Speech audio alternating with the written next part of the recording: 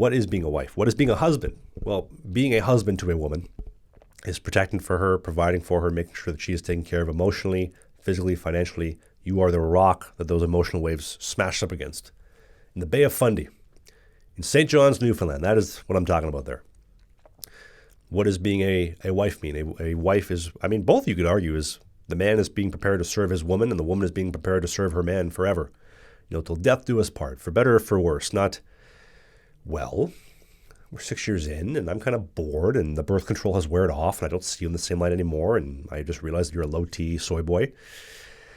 And I guess I can do better. I can go collect some cats, drink some box wine with my gals because they've told me that I should do better and not have to deal with your stupid ass. And here we are. So you wonder why things are the way that it is. I've told this story before and I've explained this, but promiscuity is so... We've completely removed shame from promiscuity. And although I want sons, I'm mentally prepared. I'm going to have daughters. I will get daughters. That's just the way that it's going to be.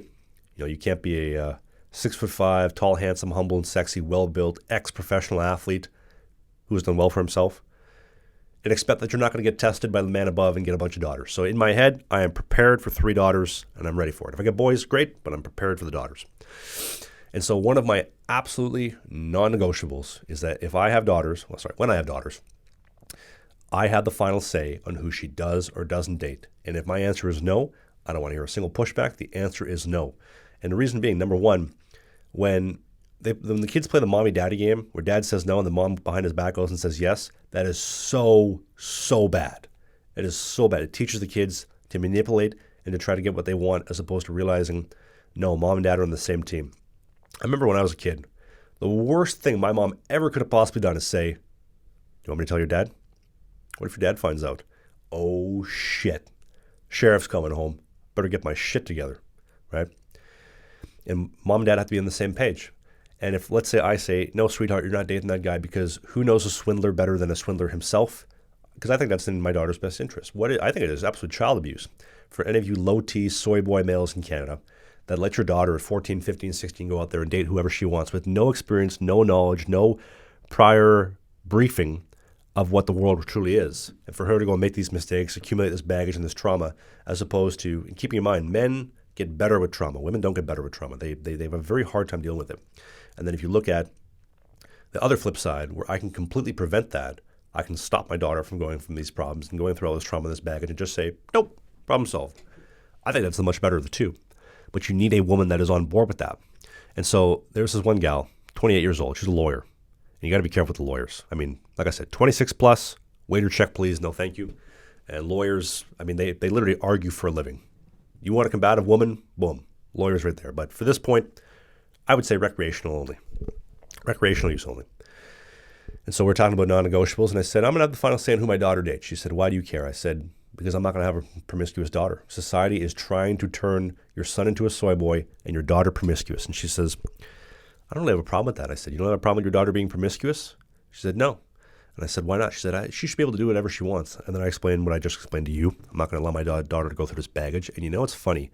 I literally witnessed this woman crawling in her skin, uncomfortable. The fact that I said, my daughter will not be promiscuous. I will have the final say on that. It's funny because it is so encouraged to do that, to go and be empowered. I remember another gal, she was 22, Christian upbringing, and long-term relationship, goes through a breakup.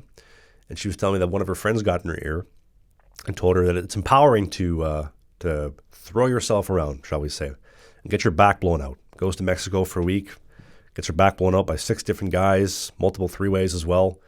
And she said she loved it. She was the star of the show. All the attention was on her, only to realize that the dude that is going to be the cleanup guy at 30 is going to have to deal with that and wonders why she doesn't want to behave or can't control her properly and get his woman in line, right? Canada hates families. They do not want you to have kids. They do not want your woman to respect you and to be on the same page as you, because families are what really turn this whole ship around.